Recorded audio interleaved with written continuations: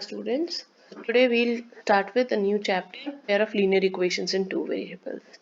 What is a linear equation? A linear equation in two variables is generally of the form ax plus by plus c equal to 0. So this is the standard linear equation. Now if we are talking about the pair of linear equations, so we can start with that we have a a1x plus b1y plus c1 equal to 0 and a2x plus b2y plus c2 equal to 0. So it's this year.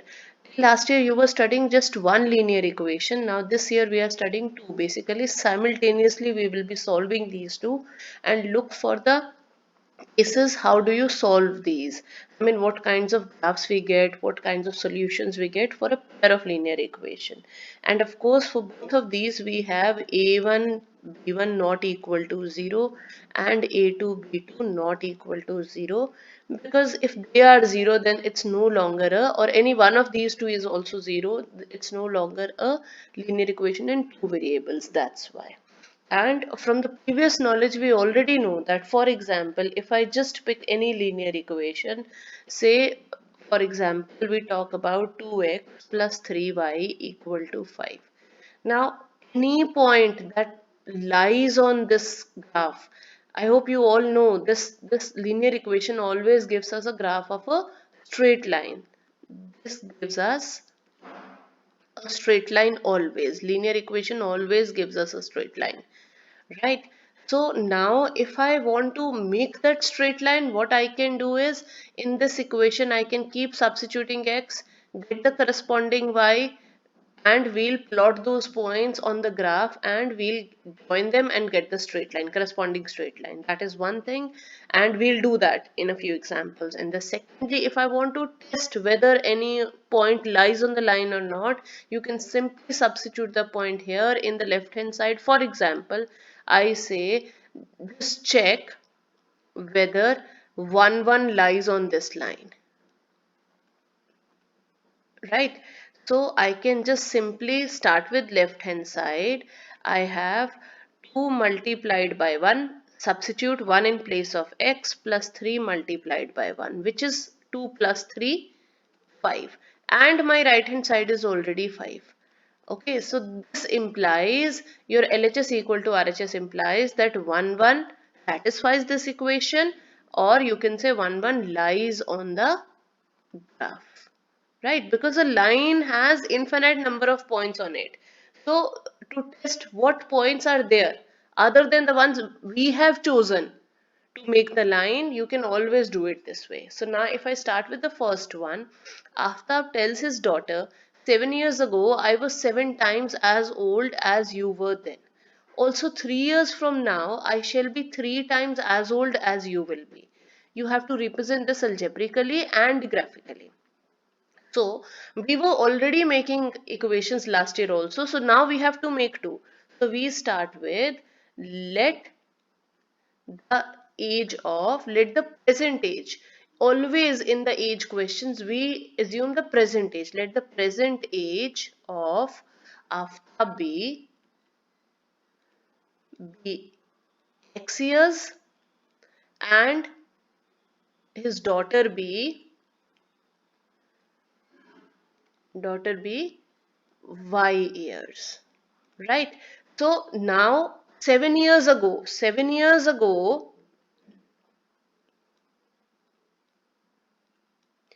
we will have Aftab's age will be x minus 7 and daughter's age will be y minus 7, and we have a condition here that I was 7 times as old as you were then. So that means that Aftab's age 7 years ago is 7 multiplied by the daughter's age. Solving this will give us one equation. So I will get this as, on solving, I will get x minus 7y is equal to minus 42. This is my first linear equation. Okay, then 3 years from now, 3 years from now, the condition is 3 years from now I shall be 3 times as old as you will be. So Aftab's age will be x plus 3, daughter's age will be y plus 3, and what is the condition? I shall be 3 times as old as you. So you multiply a 3 here. Right? So if I open the brackets and settle the terms, I'll get the second equation, x minus 3y equal to 6. So this is the second equation. So now what do we do? As we were doing last year also, we make a table here. Let me make one. This one for the first equation, and this, I can make another one for the second equation. So this is for the first one, and we can have another one for the second equation. So we take the set of points. See, beta, 2 points are sufficient for making a line, but we usually take 3 pairs of points, 3 ordered pairs, so that we are sure that the line is correct. So I put x here, y here, x here, y here, right? This is number 1 and this is number 2. And I am making this table for, let me write it here.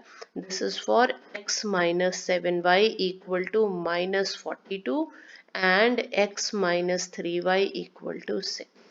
So now if I take x equal to 0, you will see we'll get y equal to 6. If I take x equal to 7, so minus 49, I'll get y equal to 7. And if I take x equal to minus 7, I'll get y equal to 5. Then this one, if I start with, if I take x equal to 0, I'll get x equal to 6, y equal to 0. I take x equal to 0, y equal to minus 2 and x equal to 9. So this will go that side. We'll get y equal to minus 1. Let me plot these points. These are the ordered pairs.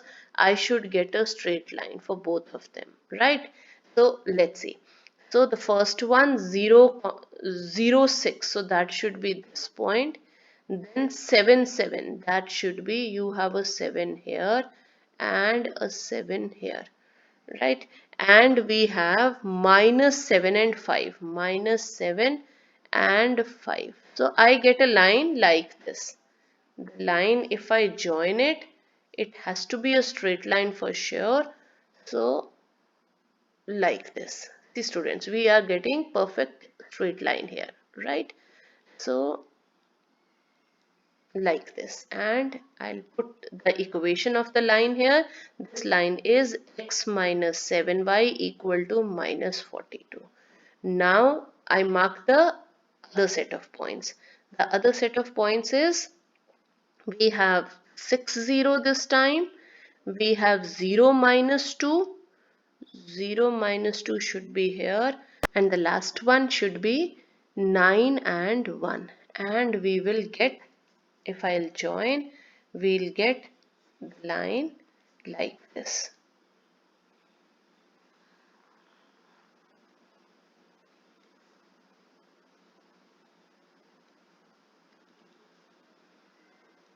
Right?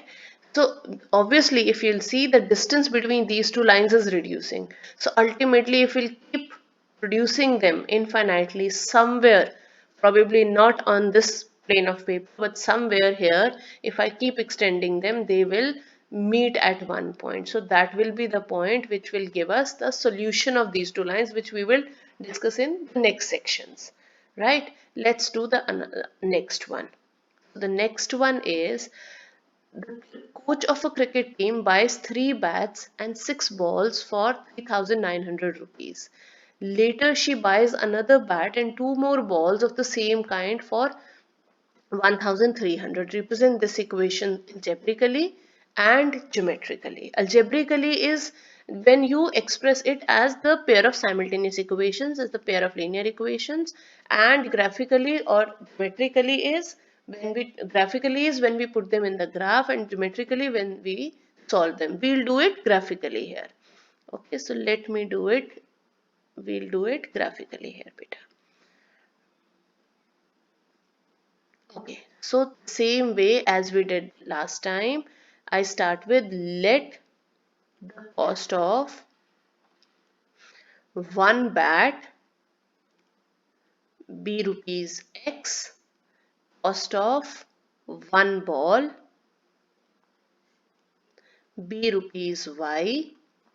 Okay, so if I go for the first condition, I have 3 bats and 6 balls costing 3,900. This is my first equation, and you can cancel out the 3 here, but I'm purposely not doing it because the second one is you will get that equation only. So she buys another bat, so x plus 2y is equal to 1,300. So if you'll see here, already if I take a 3 common from the first equation, they are the same equation. So this kind of linear equations, they are known as coincident lines. They will fall one above the other. Even if I'll not take 3 common and I'll graph them with different points, I'll still get 2 lines which will fall one above the other.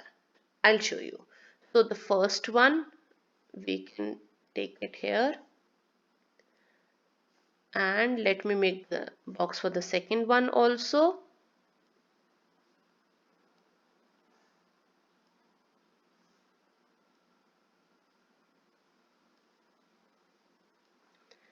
Okay, so if I keep x here, y here, and the equation here I am using is 3x plus 6y is equal to 3,900.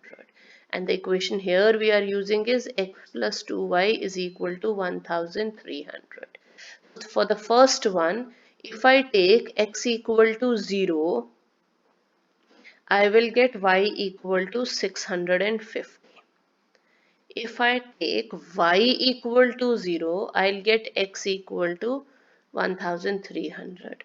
And if I take x equal to 400, so we'll have 1,200 subtracted from here. I'll get this as 450. And if I make the second one also, if I take the points for the second one also, so we will have, if I take x equal to, in the second one, if I take x equal to 1300, say, we'll get y equal to 0. Or you can say y equal to 0 will give you x 1300. If I take x equal to 0, y will give you 650. And if I take x equal to 500, y will be equal to 400. So let's plot them. So we have 0, 650. 0, 650 should be approximately here, right? Then 1,300 comma 0, so that should be here, and 400 comma 450, so 400 here and say 450 approximately here. Okay, so when you will make this graph on a proper graph paper, it will give you a better idea, because here we are still assuming that this is the midpoint. So that's why, let me make it again. So it should be like this, and definitely it will come and meet this point, right? Mine is, because we are not going as per the scale, as per the small divisions in between, but otherwise this will definitely be the straight line. And if I write down the equation of the line as 3x here, 3x, that is the basic rule. We mark the equation of the line on the, we write the equation of the line on the line. So this is what the line represents. Okay, something like this. Let me make it properly. So like this. Okay, then the second one is, we have again this point. This point is again there. Then we have 0, 650. So we again have this point also, and the last one, 500 comma 400. 500 comma 400 should also fall here, right? So if you'll see, we have exactly both the lines falling exactly one above the other, right? So you have this also, If I try to make this with red color once again, so you will have this one falling on the previous one only, absolutely straight on that axis, right? So they are falling one above the other. This is a case of coincident lines, right? But we will discuss all these things in detail. Right now we are discussing that this is how we represent the lines algebraically, and this is how we represent the lines graphically. Thank you, students. Thank you for watching, students. In case you have any queries, please get back to us on the given email ID.